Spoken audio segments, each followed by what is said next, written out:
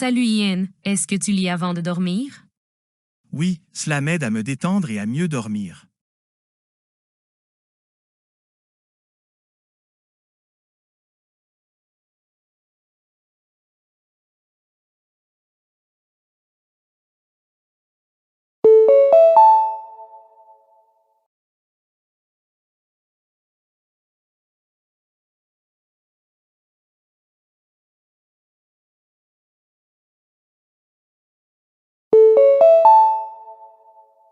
Bonjour Julia, regardes-tu les matchs de football?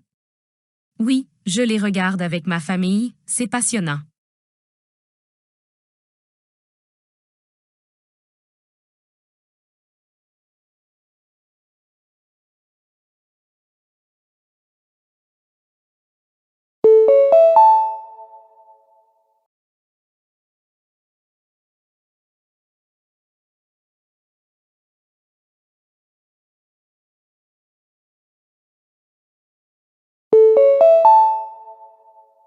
Salut Kevin, aimes-tu les pâtes?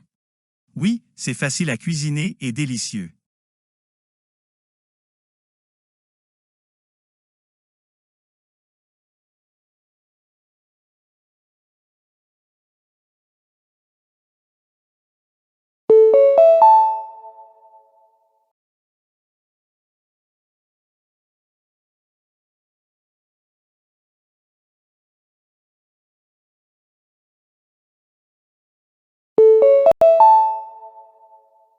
Bonjour Laura, nettoies-tu ta maison le week-end?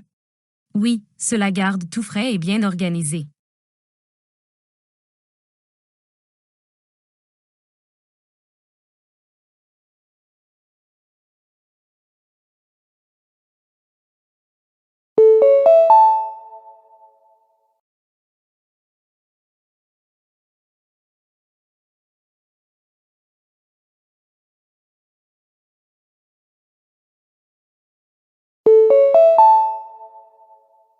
Ceci est une notification de la compagnie Horizon Insurance. Votre police d'assurance automobile arrive à expiration le 31 octobre. La renouveler avant cette date évitera une interruption de couverture et des éventuelles pénalités.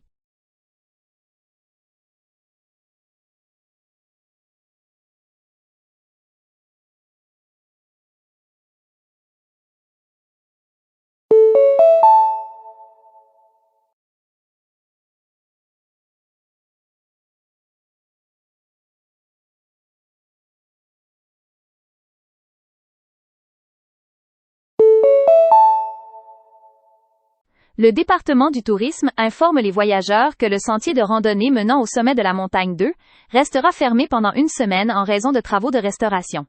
Les visiteurs sont priés éviter les zones restreintes pour leur sécurité.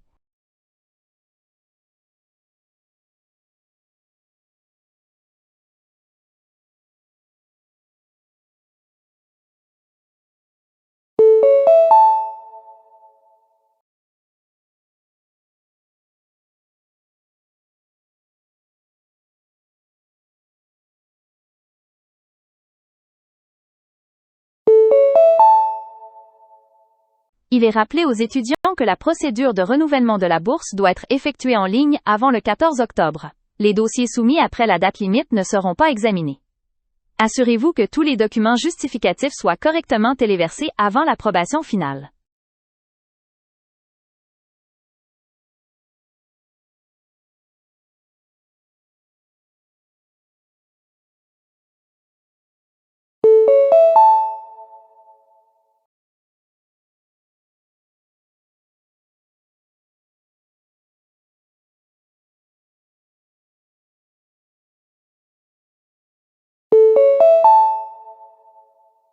Ceci est un message du lycée Greenland. La rencontre sportive annuelle prévue pour demain est reportée en raison des pluies continues. La nouvelle date sera annoncée lorsque les conditions météorologiques se stabiliseront. Les élèves doivent consulter l'application de l'île École pour les prochaines mises à jour.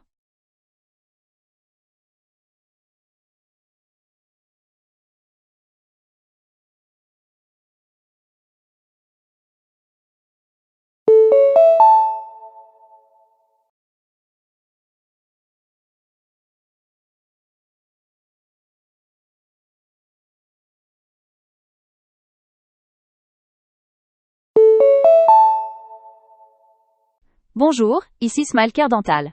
Nous vous rappelons votre rendez-vous avec le Dr Harris demain à 10h30. Veuillez arriver 10 minutes plus tôt pour compléter l'enregistrement. Si vous devez reporter le rendez-vous, appelez-nous avant 18h aujourd'hui. Nous avons hâte de vous voir.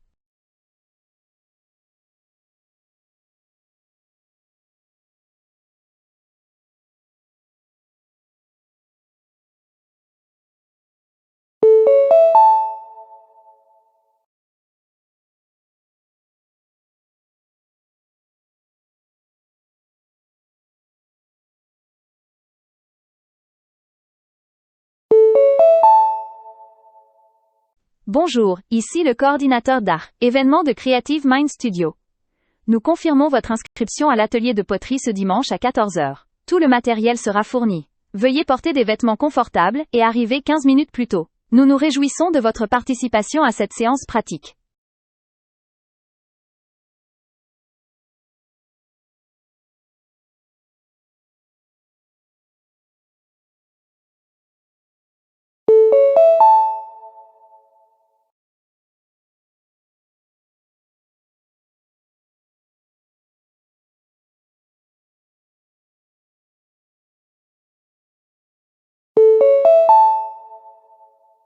Bonjour, ceci est une mise à jour de Skyline Airways. Nous vous informons que votre vol du soir à destination de Vancouver a été réassigné en raison d'une inspection technique nécessitant plus de temps. Afin d'éviter que votre voyage ne soit davantage affecté, nous avons prévu un nouvel horaire de départ et réservé votre siège sur le prochain avion disponible. Veuillez consulter l'horaire révisé envoyé à votre email et confirmer votre accord avant 16h afin que nous puissions finaliser l'ajustement. Merci.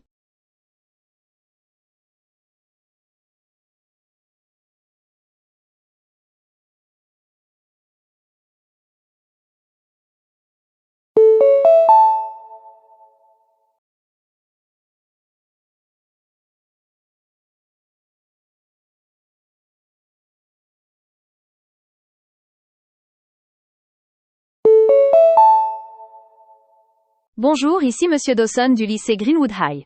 Je vous appelle au sujet de la sortie scolaire de demain au centre de découverte marine. Nous avons constaté que le formulaire de consentement de votre enfant manque encore dans nos dossiers, et sans celui-ci nous ne pouvons pas autoriser sa participation.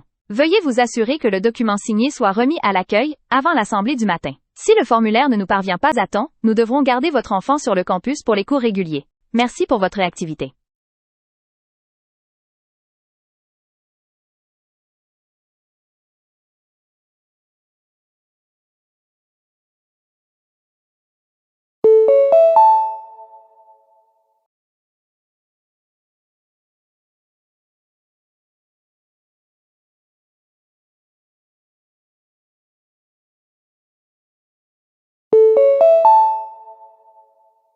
Bonjour, ici le service de maintenance des appartements Willowcrest. Nous vous informons que l'inspection de routine du système de plomberie de votre logement est prévue pour demain entre 10h et midi. Pour que l'ESCI équipe puisse réaliser son évaluation correctement, veuillez vous assurer que les zones sous les éviers soient accessibles et qu'aucun meuble ne bloque l'entrée de la salle de bain. Si ce créneau ne vous convient pas, merci de nous rappeler avant la fin de la journée pour reprogrammer. Nous vous remercions de votre coopération.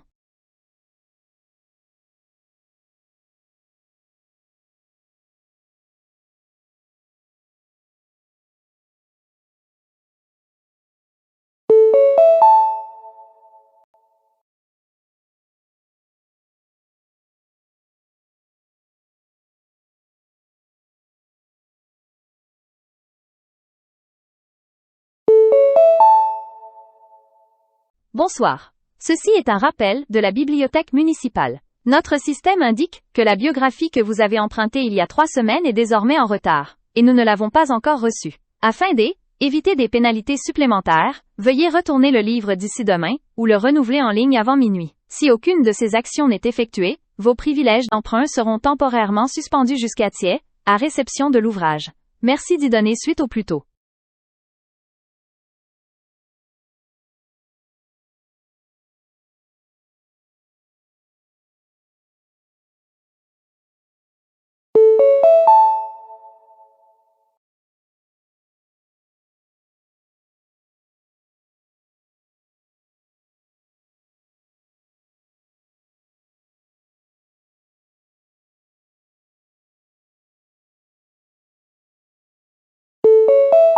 Personne 1.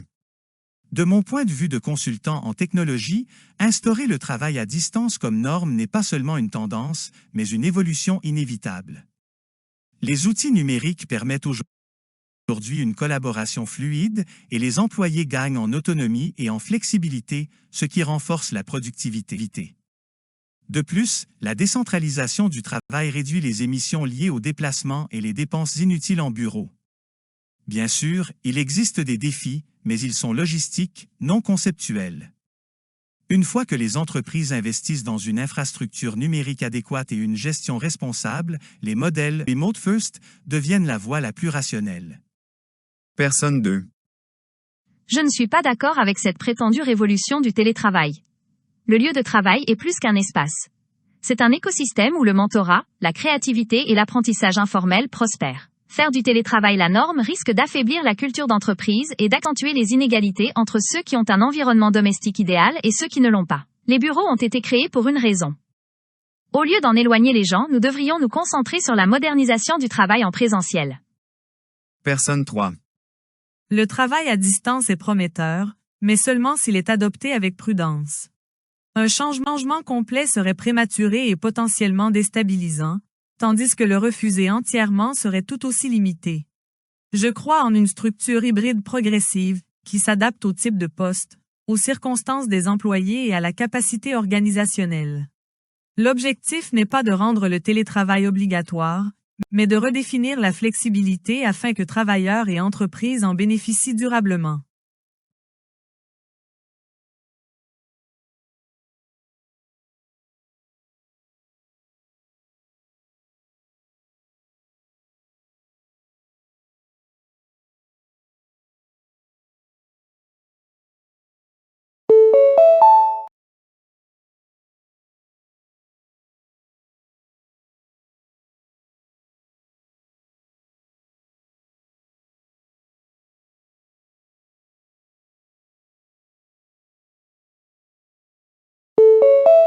Personne 1.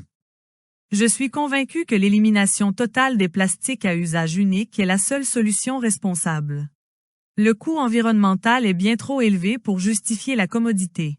Des alternatives existent déjà, emballages biodégradables, contenants réutilisables et systèmes circulaires. Plus nous tardons, plus les dégâts écologiques deviennent irréversibles. Une interdiction décisive enverrait un signal fort et accélérerait l'innovation dans les matériaux durables. Personne 2. Je trouve l'idée d'interdire les plastiques à usage unique irréaliste et même contre-productive. Ces produits jouent un rôle essentiel dans les soins de santé, la sécurité alimentaire et l'hygiène. Les remplacer brusquement pourrait entraîner de nouveaux risques, des coûts plus élevés et des problèmes d'accessibilité, surtout dans les régions à faible revenu. Plutôt que d'interdire, nous devrions améliorer la gestion des déchets et encourager une production responsable. Le plastique n'est pas l'ennemi, c'est la mauvaise gestion qui l'est. Personne 3.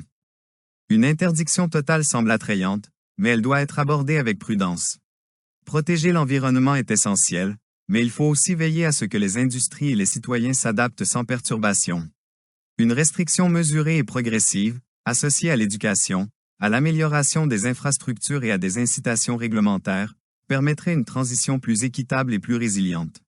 La durabilité fonctionne mieux lorsqu'elle est introduite avec réflexion, non avec précipitation.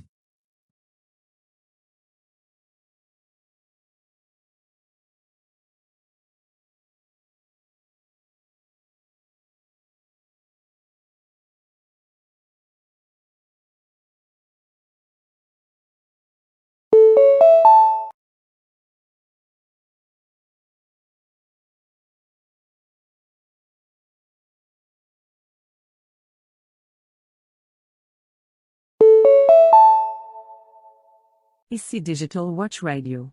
Les cyberattaques augmentent en ampleur et en sophistication.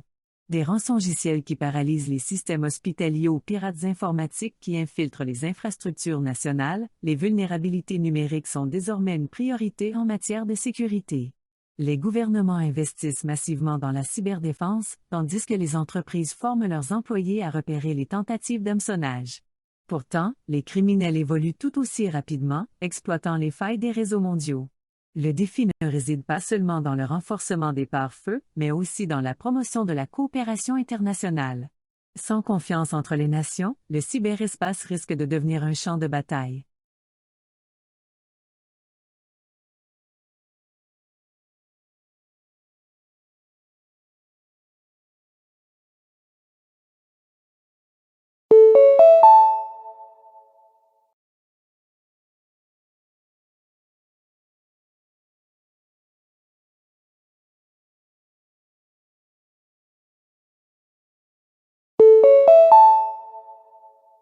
Vous écoutez Science Horizon. Le tourisme spatial n'est plus un fantasme, puisque des entreprises privées envoient désormais des clients payants en orbite. Les partisans affirment qu'il stimule l'innovation, repousse les frontières et pourrait un jour réduire les coûts des missions scientifiques. Les critiques, quant à eux, soulignent l'impact environnemental des émissions de fusées et l'exclusivité des billets, accessibles uniquement aux plus riches. Ils se demandent si des milliards dépensés pour des vols de loisirs ne pourraient pas plutôt répondre à des enjeux urgents sur Terre. À mesure que les entreprises se disputent la domination du secteur, la question demeure, le tourisme spatial démocratisera-t-il l'exploration ou en fera-t-il un terrain de jeu pour l'élite?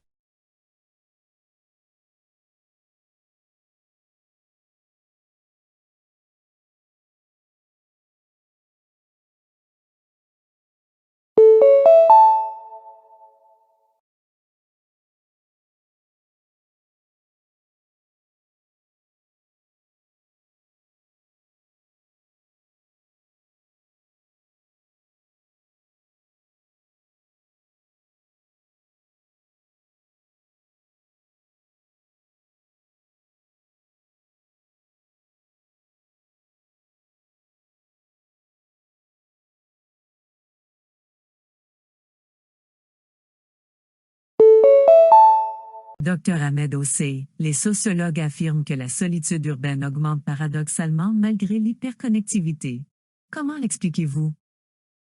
La connectivité numérique remplace souvent la véritable proximité. Les interactions sur les réseaux sociaux offrent une validation instantanée, mais manquent des signaux non-verbaux nécessaires au maintien de l'empathie. L'absence d'échanges physiques fragmente le sentiment d'appartenance communautaire. De plus, la migration rapide vers les villes isole les individus au sein de populations denses, bondées mais détachées. Les espaces publics sont devenus transactionnels plutôt que relationnels.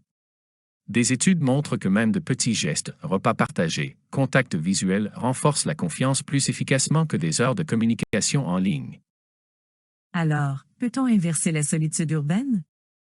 Oui, mais cela nécessite de repenser les villes pour favoriser l'interaction, jardins communautaires, espaces de cohabitation, événements participatifs. La santé émotionnelle dépend autant de l'architecture que de la psychologie.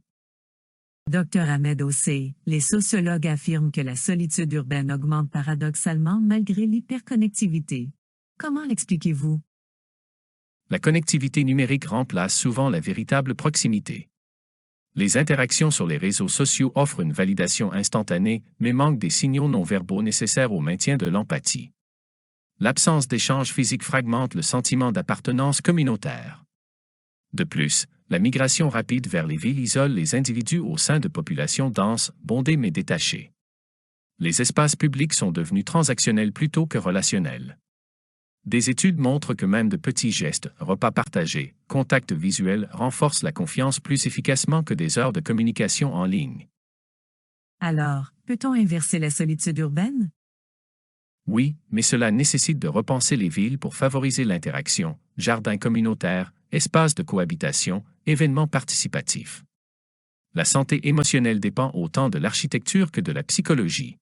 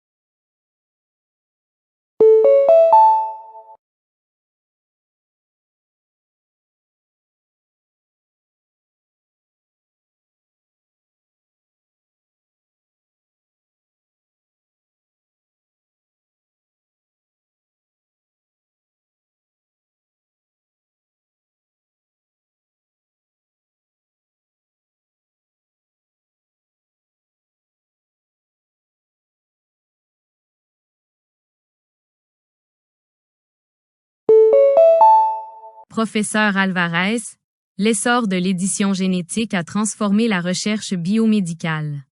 Quelle tension éthique cela crée-t-il? La technologie CRISPR-Cas9 permet aux scientifiques de modifier les séquences d'ADN avec une précision sans précédent.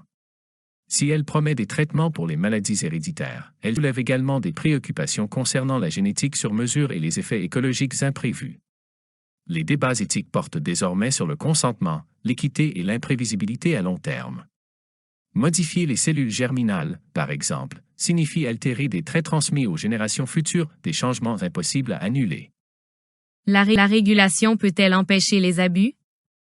Elle peut réduire les risques mais non les éliminer. Une fois la connaissance publique, sa reproduction devient inévitable.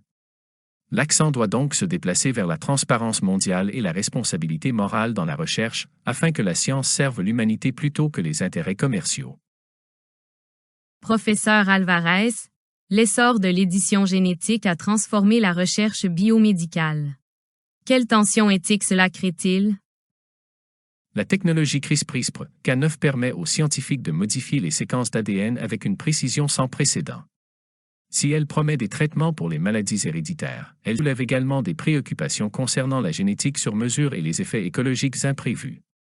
Les débats éthiques portent désormais sur le consentement, l'équité et l'imprévisibilité à long terme. Modifier les cellules germinales, par exemple, signifie altérer des traits transmis aux générations futures, des changements impossibles à annuler.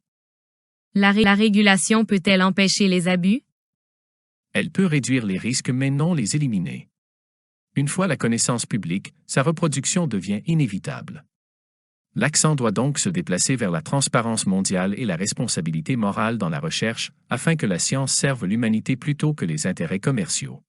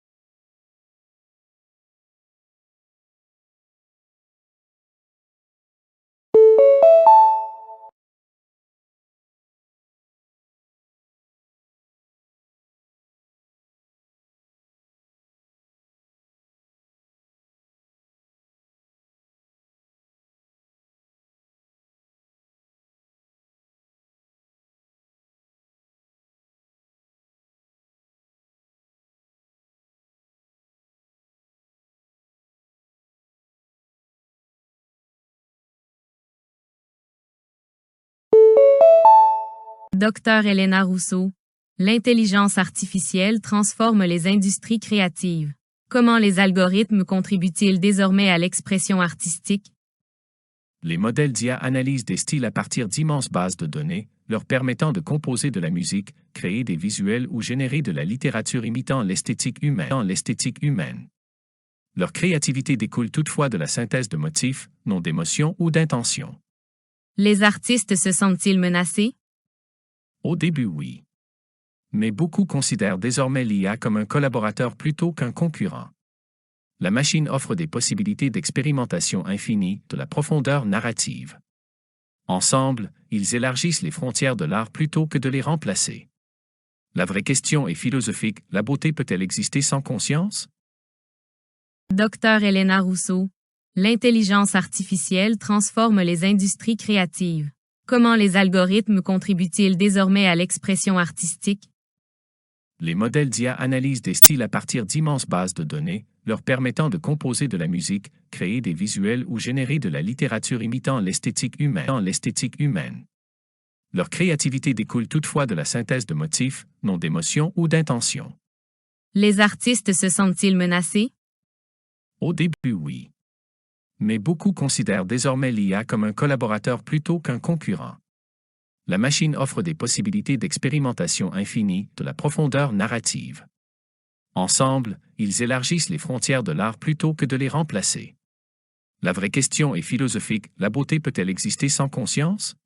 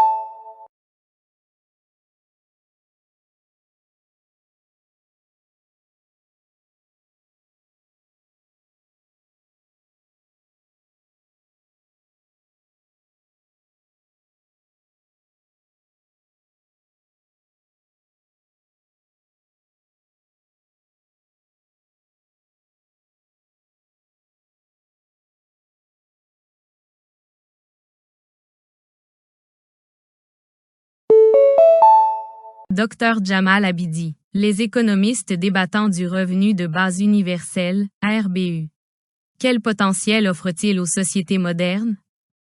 Le RBU propose des versements inconditionnels à tous les citoyens, visant à réduire les inégalités et à amortir le chômage lié à l'automatisation.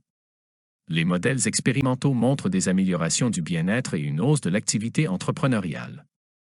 Les critiques affirment toutefois qu'il pourrait décourager la productivité ou peser sur les budgets nationaux. La vérité se situe probablement entre les deux, la stabilité financière favorise l'innovation, mais une distribution non encadrée risque d'engendrer une dépendance. La réussite à long terme dépend de l'équilibre entre durabilité fiscale et inclusion sociale. Il s'agit moins de générosité que de redéfinir la dignité économique. Dr Jamal Abidi, les économistes débattant du revenu de base universel, RBU. Quel potentiel offre-t-il aux sociétés modernes? Le RBU propose des versements inconditionnels à tous les citoyens, visant à réduire les inégalités et à amortir le chômage lié à l'automatisation. Les modèles expérimentaux montrent des améliorations du bien-être et une hausse de l'activité entrepreneuriale. Les critiques affirment toutefois qu'il pourrait décourager la productivité ou peser sur les budgets nationaux. La vérité se situe probablement entre les deux, la stabilité financière favorise l'innovation, mais une distribution non encadrée risque d'engendrer une dépendance. La réussite à long terme dépend de l'équilibre entre durabilité fiscale et inclusion sociale. Il s'agit moins de générosité que de redéfinir la dignité économique.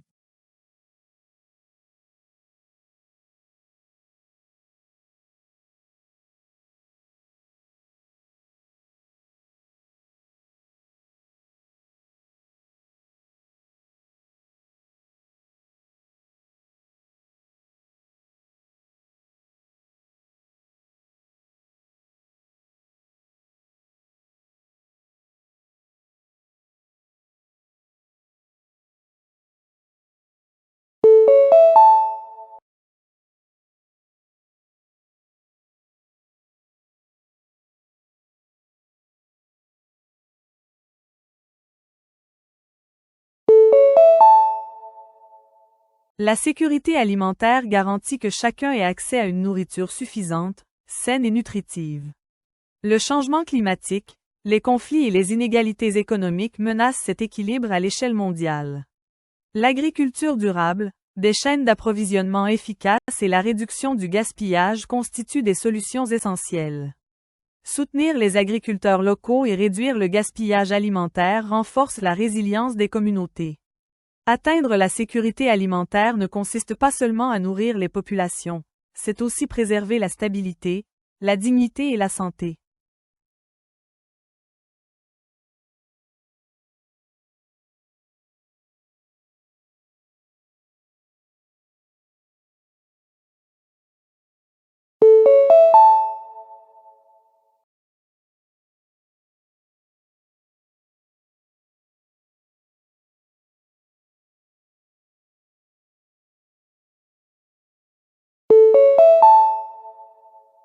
La conservation de la faune protège les espèces menacées et leurs habitats de l'exploitation humaine.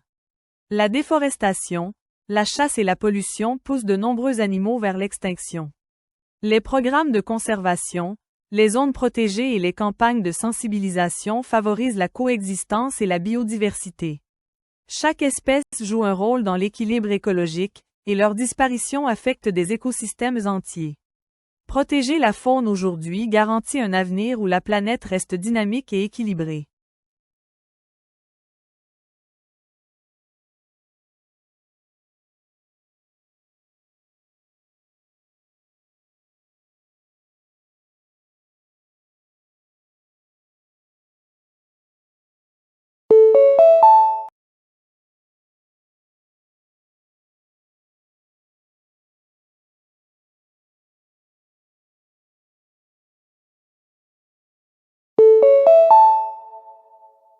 La littératie financière permet aux individus de prendre des décisions éclairées concernant l'argent. Comprendre le budget, l'épargne, le crédit et l'investissement aide à prévenir l'endettement et favorise la stabilité. Les écoles et les milieux professionnels reconnaissent l'importance d'enseigner tôt les compétences financières. Avec la hausse du coût de la vie, Gérer ses finances personnelles est essentiel pour l'autonomie. Le savoir devient réellement un pouvoir lorsque chacun peut planifier son avenir en toute confiance.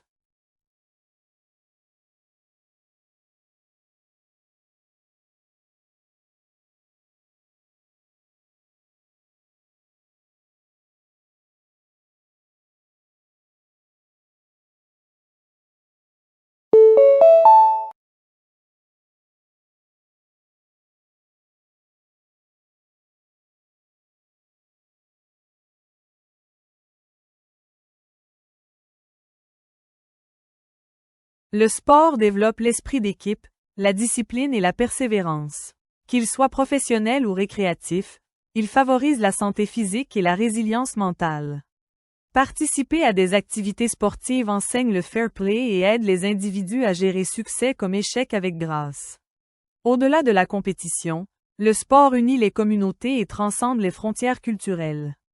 Sur chaque terrain ou dans chaque stade, il symbolise l'effort, l'unité et la recherche de l'excellence.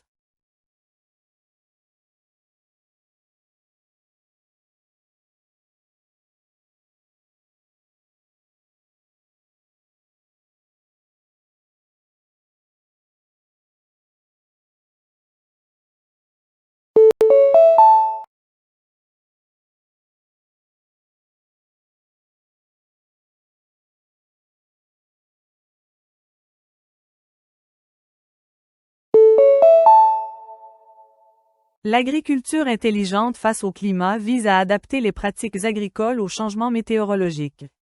Elle comprend la diversification des cultures, la conservation des sols et l'irrigation efficace. Ces méthodes protègent non seulement les rendements, mais réduisent également les émissions de gaz à effet de serre. Les agriculteurs qui adoptent ces stratégies contribuent à la sécurité alimentaire et à l'équilibre environnemental. Avec la hausse des températures mondiales, une agriculture durable est essentielle pour la résilience et la survie à long terme.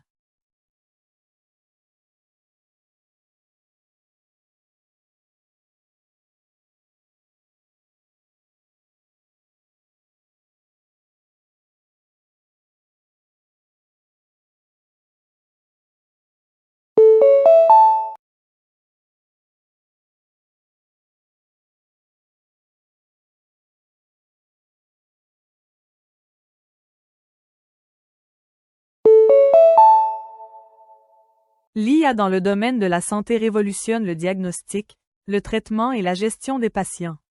Les algorithmes peuvent détecter les maladies précocement grâce à l'imagerie médicale ou prédire des épidémies à partir de données. Les chatbots médicaux assistent au triage, tandis que les chirurgies robotisées améliorent la précision. Cependant, l'éthique d'utilisation et la protection des données demeurent des défis.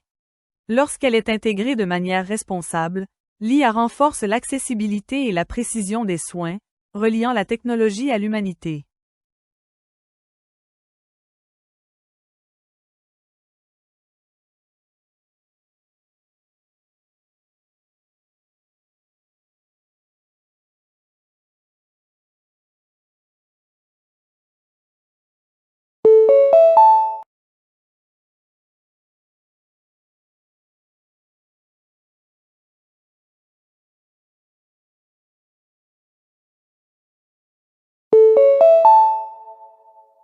La mode durable remet en question les habitudes de gaspillage de la fast fashion.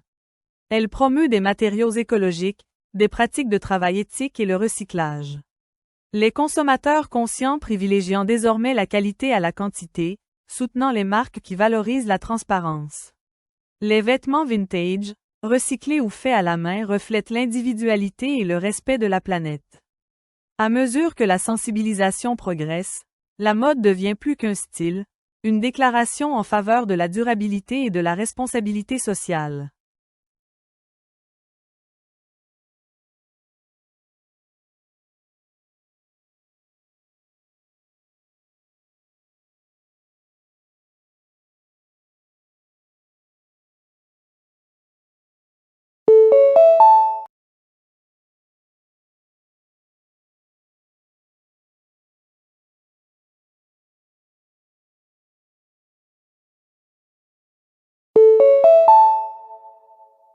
Le sommeil est essentiel à la récupération physique et à la clarté mentale.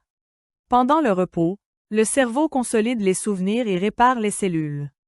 La privation chronique de sommeil entraîne des sautes d'humeur, un affaiblissement de l'immunité et un déclin cognitif. Maintenir des horaires de sommeil réguliers et réduire le temps d'écran avant de se coucher améliore la qualité du repos. Dans un monde obsédé par la productivité, le sommeil reste la forme de soins personnels la plus sous-estimée.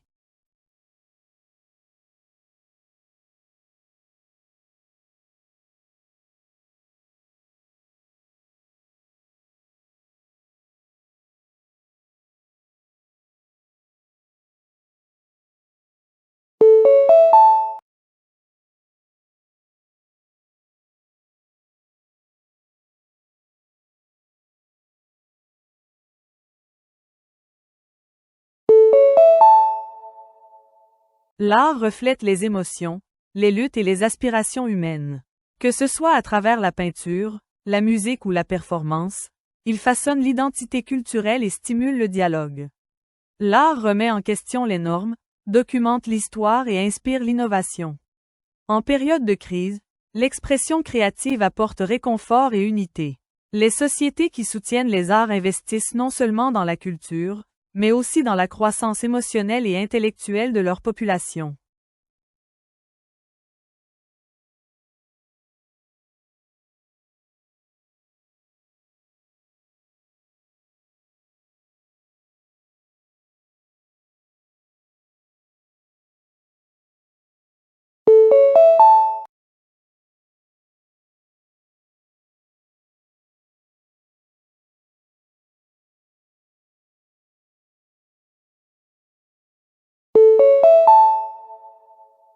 L'automatisation transforme les industries en remplaçant les tâches humaines répétitives par des machines. Les robots assemblent des voitures, les algorithmes analysent des données et les chatbots gèrent le service client. Bien que cela augmente l'efficacité, cela soulève des inquiétudes concernant le remplacement d'emplois. Requalifier les travailleurs et privilégier des rôles créatifs et analytiques peut équilibrer le progrès et la stabilité de l'emploi. Bien gérée, l'automatisation peut accroître la productivité sans compromettre la raison d'être humaine.